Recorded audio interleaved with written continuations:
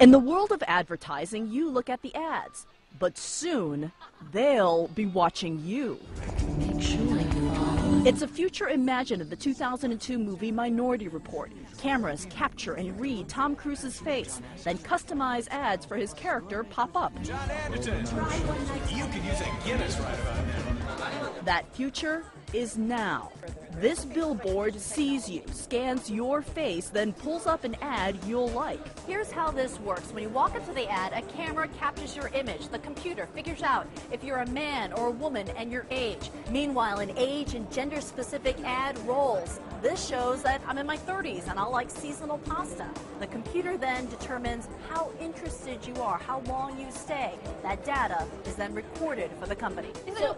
NEC engineer Junko Amagai says the facial recognition technology is accurate to within 10 years of your actual age. And the next-gen system they're testing out is even more age accurate. This is a new age of advertising, says Amagai. We can learn something we never knew from marketing. The new ads give real-time reactions to street signs, so marketing can be more targeted and more effective. NEC believes the use of this technology in advertising is just the next step. Hyung Long, CNN, Tokyo. For the first time in history, more than 50% of the people on the earth live in cities. How do civic leaders educate the young, keep their citizens safe and healthy, and attract and facilitate commerce? A city is a system of systems. The more we understand how those systems interact and share information, the better we can help the civic leaders to make decisions. It's really where these systems touch each other that we can discover new ways of improving our cities. In Rotterdam, it is important for us to know when heavy rainfall will occur.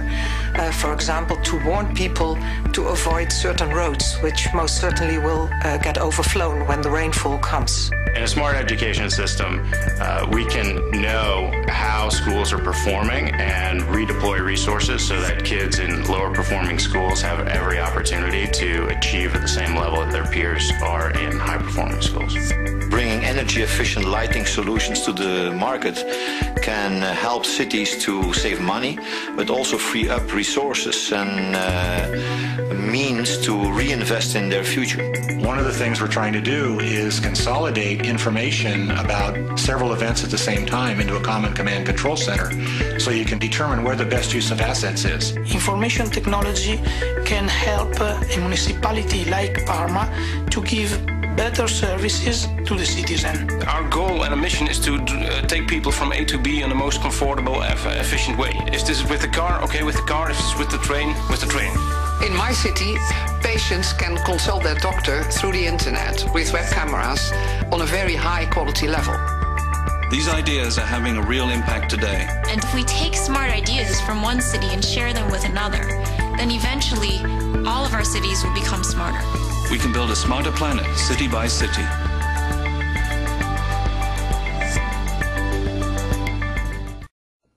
For the 20 million Americans who live with diabetes, daily finger pricks are a painful part of life. Getting the proper glucose reading is critical in controlling your diabetes. There is now a group of biotech companies that say they can change the way diabetics monitor their blood sugars with an implantable microchip like this one.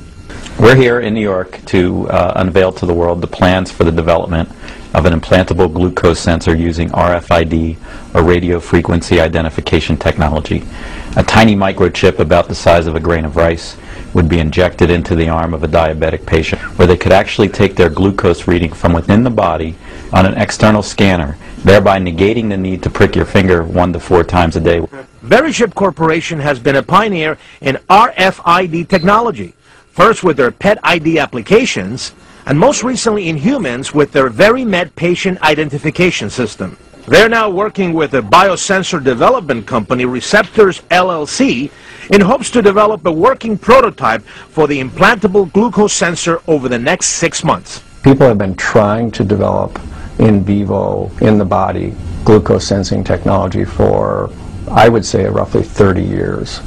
And the projects have always failed because they haven't used an integrated approach. And that's one of the real strengths to this project. It is anticipated that after this microchip is placed, the patient can painlessly monitor their blood sugars using a wireless scanner. The scanner also powers the microchip, avoiding the need for an internal battery. This easy, pain-free technology hopes to change the lives of millions of diabetics. Well, I think the goal would be for a diabetic not to even remember that they're a diabetic. That it becomes so transparent what they need to do that it's just not a big deal to them anymore. Whereas right now, they really have to factor that into their lives. But these efforts are just the beginning. The companies hope to have this chip tested, FDA approved, and in the market within 3 years. Diabetics can expect the sensor to last in their body for up to 6 months before a replacement is needed. I'm Dr. Manny, Fox News. Photo ID puts students in danger. Tomorrow, the Northside Independent School District is launching a new pilot program putting microchips in student IDs. It's causing some controversy, and News 4 WOAI's Darlene Dorsey is here to explain, Darlene. Yeah, Jacqueline, we talked to a parent who would rather keep his daughter out of school tomorrow if it means students will be forced to wear a new tracking ID tag. This is my new badge. Andrea Hernandez says she and other teens are going to be rebels. Starting tomorrow, about 4,000 students at John Jay High School and Anson Jones Middle School must wear a new and controversial photo ID called the Radio Frequency Identification System. It tracks students while they're on campus. Some call it a spy chip. Andrea says many students just won't wear it. I know that there's kids who will, hey man, can you hold this? I'm going to go across the street to go get tapped. She said others might stick it in a locker to avoid monitoring. NISD is a school district, they're not a government.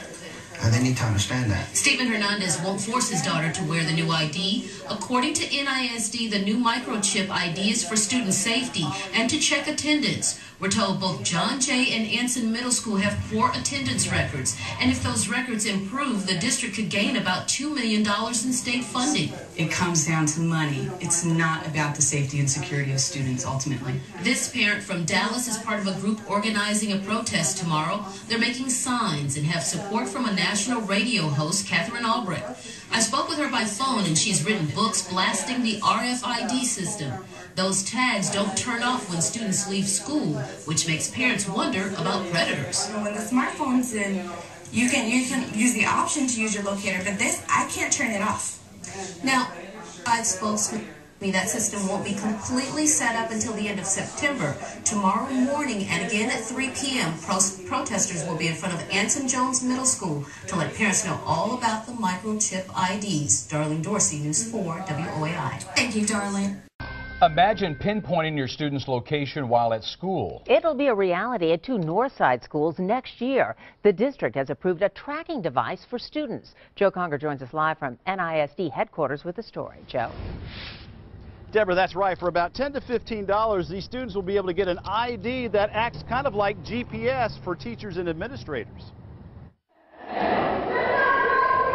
Every parent wants us to know where their child is at school. The 1,200 Cougars at Jones Middle School are about to get tagged. It's going to give us the opportunity to track our students in the building. Northside School District is piloting a program in the fall here and at Jay High School, a program that tracks students' movement through the halls and classrooms by radio frequency technology. They may have been in the nurse's office, the counseling office, vice principal's office, but they were marked absent from the classroom because they weren't sitting in the classroom. So it will help us have a more accurate count of our attendance. And attendance is everything. The district loses $175,000 a day in state funding because of tardy or absent kids. Tracking the ones that just didn't make it to first period may be a big payoff. And the R.I.F.D chip promises to be student user friendly too. Not just locating a student, but also checking out books out of the library, getting your food out of the cafeteria, access to a computer lab, etc. I'm excited about that. It's almost like having a college ID again. Despite a startup cost of more than $500,000, Northside officials say the chips implanted in the students' ID badges will pay for themselves. The district bean counters expect to gain more than $250,000 in attendance revenue from the state and more than $1 million from Medicaid because the district will be tracking special needs kids too. And Big Brother will have his limitations because that tracking will not be able to happen outside of the walls of those campus buildings or on those special needs buses. Reporting live, Joe Conger, KENS 5 Eyewitness News.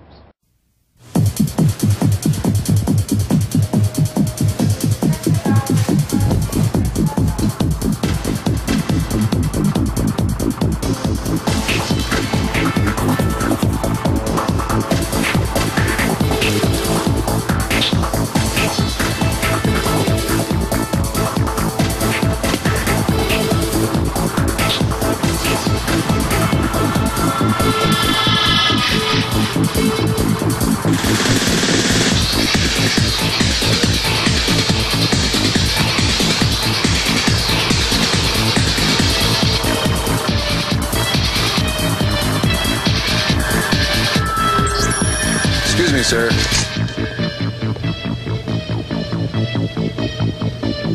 Forgot your receipt. Checkout lines. Who needs them? Have a nice day.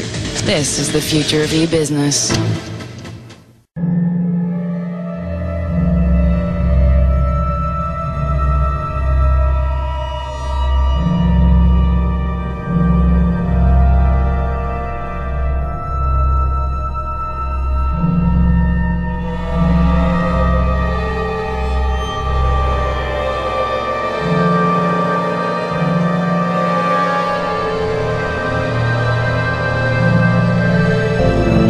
At first I had some doubt, of course, because you are putting chips in healthy young people.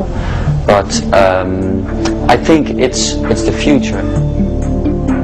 Each tiny chip has a number. A scanner connected to a database can instantly reveal who the person is and much more. Technically, there's no limit to the information the database can hold. This is the needle with which I'm gonna implant the chip. The chip itself is a little larger than a grain of rice.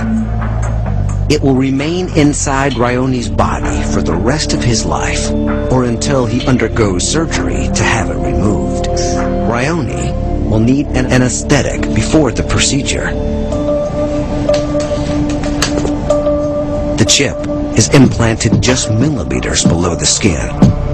If it goes in too close to the muscle could be damaged, and Ryone will feel the chip when he moves. If all goes well, he won't even know it's there.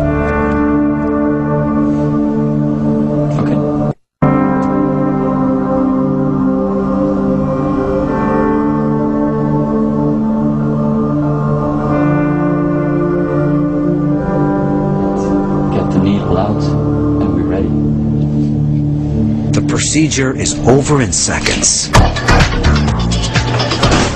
And now, it's time to party.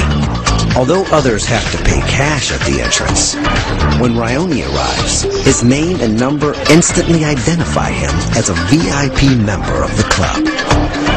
He makes his way to the VIP deck and uses his implant to buy a drink. The Baja is a glimpse of a not-so-distant future. Already,